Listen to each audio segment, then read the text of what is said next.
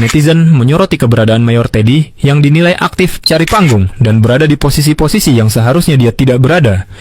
Padahal jelas tercantum dalam peraturan pemerintah bahwa tidak ada spot tempat duduk untuk Menteri Sekretaris Kabinet ataupun ajudan pribadi dalam tata tempat duduk penjamuan kenegaraan. Selain kepala negara, orang yang berhak duduk di samping kepala negara adalah istri atau keluarga dari kepala negara tersebut.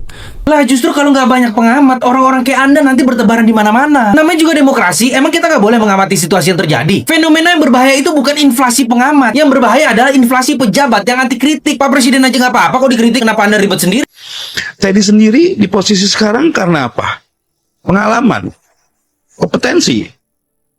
Kritik dari pengamat aja nggak didengar, apalagi rakyat biasa. Paradoks komunikasi politik ketika Pak Teddy mengkritik akurasi data yang disampaikan oleh para pengamat, dan saya yakin para pengamat di lapangan juga melakukan banyak riset, menemukan ada banyak temuan-temuan dan bisa dipertanggungjawabkan secara metodologis, tapi di saat yang bersamaan Pak Teddy juga menyampaikan data yang validitasnya secara metodologis itu dipertanyakan. Seskap Teddy tidak bercermin dulu, karena yang muncul dari publik bukan inflasi pengamat, tapi adalah inflasi pejabat. Banyak sekali pejabat-pejabat khususnya yang ada di kementerian, Presiden Prabowo Subianto tidak memenuhi kompetensi, tidak sesuai dengan portofolio, dengan background mereka.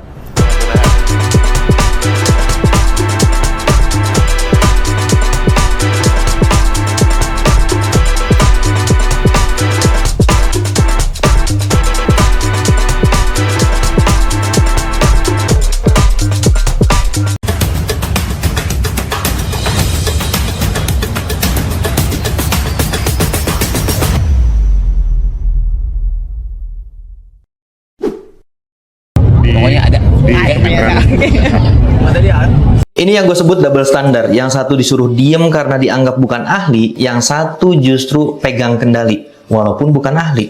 Dan yang ngomong Teddy. Oke, ini menarik karena di saat yang sama publik juga melihat sesuatu, Pak. Bukan inflasi pengamat, tapi inflasi jabatan. Orang-orang yang duduk di posisi penting negara ini sekarang banyak juga yang nggak sesuai dengan bidang dan kompetensinya. Emang siapa aja, Bang? Lo nggak usah banyak tanya, pokoknya ada. Gini deh, misal pernyataan Teddy ini benar, banyak pengamat yang ngomong gak sesuai dengan bidang dan kompetensinya. Dampak parahnya, paling kecemasan di tengah masyarakat. Tapi coba lo bayangin, kalau yang gak kompeten itu pejabatnya. Masyarakat bukan hanya cemas, tapi dirugikan atas kebijakannya. Lo kira Teddy ada di posisi sekarang karena apa? Pengalaman? Kompetensi? Hah? Tapi menurut keyakinan gua, minimal ada dua tafsir kuat dari pernyataan Teddy ini.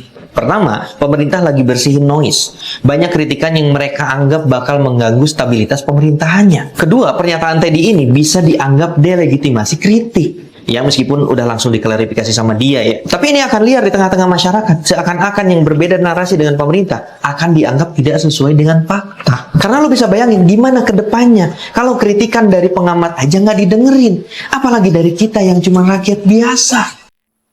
Gue pengen merespon pernyataan si Teddy ini. Sekarang ini ada satu fenomena. Apa itu? Ada yang namanya inflasi pengamat. Jadi banyak sekali pengamat. Oke? Ada pengamat beras, tapi dia backgroundnya bukan di situ. Ada pengamat militer, ada pengamat luar negeri, dan pengamat-pengamat itu datanya tidak sesuai fakta. Datanya keliru.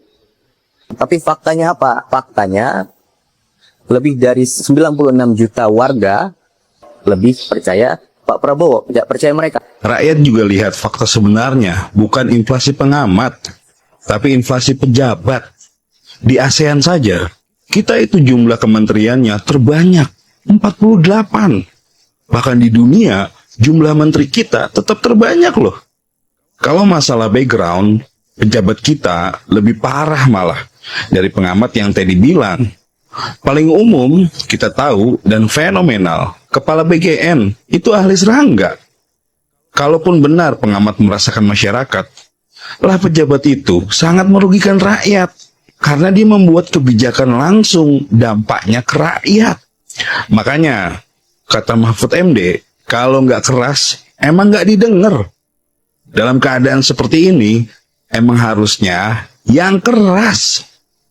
Angka 96 juta sering dipakai untuk memberi kesan mayoritas besar, legitimasi kuat, publik mendukung. Padahal itu hasil framing dari angka statistik. Stay smart dan tetap kritis. Gue Toner Putra. Paradoks komunikasi politik ketika Pak Teddy mengkritik akurasi data yang disampaikan oleh para pengamat, dan saya yakin para pengamat di lapangan juga melakukan banyak riset, menemukan ada banyak temuan-temuan dan bisa dipertanggungjawabkan secara metodologis, tapi di saat yang bersamaan Pak Teddy juga menyampaikan data yang validitasnya secara metodologis itu dipertanyakan. Klaim 96 juta warga percaya terhadap Pak Prabowo Subianto, itu datanya dari mana Pak? Apakah itu dari survei atau dari mana? Bapak bisa menyampaikan transparansi dan akuntabilitas. Kalau tidak bisa, ini tuh namanya double standard. Ini digunakan sebagai senjata untuk membungkam kritik, tetapi di saat yang bersamaan mengabaikan akurasi saat melakukan glorifikasi.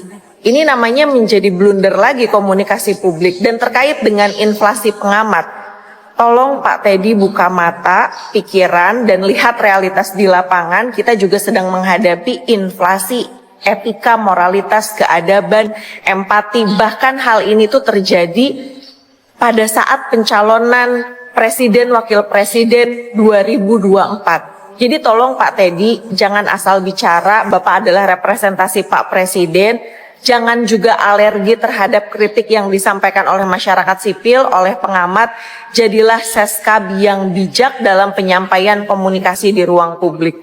Gimana menurut pendapat teman-teman?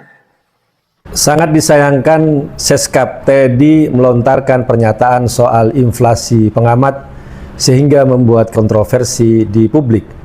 Alih-alih membangun komunikasi yang positif, Seskap Teddy terkesan merendahkan para pengamat.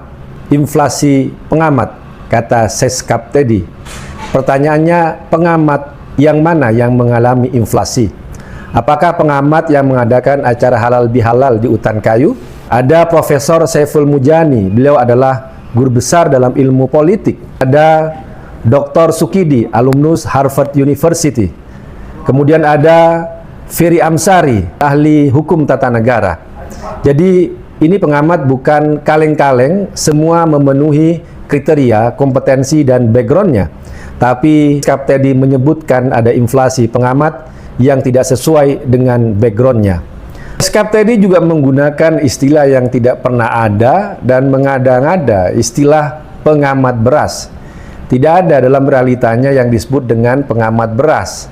Emang pengamat itu mau mengamati Rojo Lele, Pandan Wangi, Sentra Ramos, beras basmati, beras ketan, beras hitam. Karena yang ada adalah misalnya pengamat ketahanan pangan, pengamat soal pertanian, tapi tidak ada yang disebut dengan pengamat beras. Seskap Teddy tidak bercermin dulu, karena yang muncul dari publik bukan inflasi pengamat, tapi adalah inflasi pejabat. Banyak sekali pejabat-pejabat khususnya yang ada di kementerian Presiden Prabowo Subianto tidak memenuhi kompetensi, tidak sesuai dengan portofolio, dengan background mereka. Contohnya Kepala BGN, ahli serangga, tapi mengurusi gizi. Kemudian ada Menteri Luar Negeri yang backgroundnya adalah militer dan komputer, tidak pernah menjadi diplomat, tapi kemudian menjadi Menteri Luar Negeri. Termasuk juga Seskap Teddy. Apakah Anda merasa memiliki background kompetensi yang kuat untuk dilantik sebagai Menteri Kabinet, atau hanya karena modal kedekatan, menjadi ajudan, menjadi asisten pribadi Presiden Prabowo, kemudian dilantik menjadi seorang menteri? Jadi sebelum melakukan tuduhan ke pihak-pihak lain, sebaiknya muhasabah, bercermin dulu, agar tidak merendahkan pihak lain, sehingga membuat komunikasi yang tidak baik antara pemerintah dan pihak non-pemerintah. Demikian. Mayor Teddy menstruasi ramai dibicarakan oleh warga internet mengenai kinerja Mayor Teddy sebagai sekretaris kabinet. Teddy seringkali muncul di berbagai macam pernyataan dan konferensi pers penting dari para menteri ataupun pejabat lainnya. Bahkan dalam pertemuan Presiden Prabowo dengan Kaisar Jepang, Mayor Teddy juga tertangkap kamera duduk di meja yang sama dengan kedua kepala negara tersebut. Netizen menyoroti keberadaan Mayor Teddy yang dinilai aktif cari panggung dan berada di posisi-posisi yang seharusnya dia tidak berada. Padahal jelas tercantum dalam peraturan pemerintah bahwa tidak ada spot tempat duduk untuk Menteri Sekretaris Kabinet ataupun ajudan pribadi dalam tata tempat duduk penjamuan kenegaraan. Selain kepala negara, orang yang berhak duduk di samping kepala negara adalah istri atau keluarga dari kepala negara tersebut. Dengan semakin ramainya fenomena ini, netizen memberikan julukan Menteri Segala Urusan dan Situasi kepada Mayor Teddy. Netizen kembali mempertanyakan sebenarnya posisi Mayor Teddy ini apa sih? Ajudan? Menteri? Atau ibu negara? Demokrasi itu justru hidup dari perbedaan pendapat, termasuk dari orang yang mungkin Anda tidak sukai. Kalau Anda bilang bahwa hanya orang dengan latar belakang tertentu yang boleh bicara, maka sudah sebaiknya Anda juga tidak berada di jabatan Anda sekarang, karena Pokoknya ada. kalau menurut kalian, ini nggak salah. Seskap Teddy ngomong kayak gini. Sekarang ini ada satu fenomena. Apa itu? Ada yang namanya inflasi pengamat. Jadi banyak sekali pengamat. Lah justru kalau nggak banyak pengamat, orang-orang kayak Anda nanti bertebaran di mana-mana. Namanya juga demokrasi, emang kita nggak boleh mengamati situasi yang terjadi. Fenomena yang berbahaya itu bukan inflasi pengamat. Yang berbahaya adalah inflasi pejabat yang anti kritik. Pak Presiden aja nggak apa-apa kok dikritik, kenapa Anda ribet sendiri? Bismillahirrahmanirrahim. Assalamualaikum warahmatullahi wabarakatuh. Halo, apa kabar sahabat-sahabat Hai Channel? Semoga sehat selalu ya. Dan semoga selalu dalam lindungan Allah Subhanahu wa taala, dimudahkan segala urusan dan dimudahkan pula rezekinya. Amin. Ya rabbal alamin. Sahabat Hai Channel, Seskap Teddy yang beberapa netizen menyebutnya si Mister pokoknya ada, kembali blunder ya, dan menyindir diri sendiri ya dengan pernyataan terakhirnya terkait dengan inflasi pengamat, menyindir diri sendiri dan menyindir para pejabat yang lainnya gitu ya. Dan tentu ini seolah-olah membuka aib diri sendiri ya, dan netizen membongkarnya untuk kita semua di beberapa video yang sudah kita tonton tadi ya. Yang saya cermati di sini salah satunya adalah, selain tentu saya sepakat dengan apa yang disampaikan oleh ada Pak Guntur Romli juga ya tadi berkomentar, saya setuju bahwa memang yang terjadi sekarang itu justru malah yaitu inflasi pejabat ya, yang sangat-sangat kentara dan sempat menjadi perbincangan publik, yaitu dengan diangkatnya seorang ahli serangga menjadi Kepala Badan Gizi Nasional ya, luar biasa ya, backgroundnya jauh sekali ya.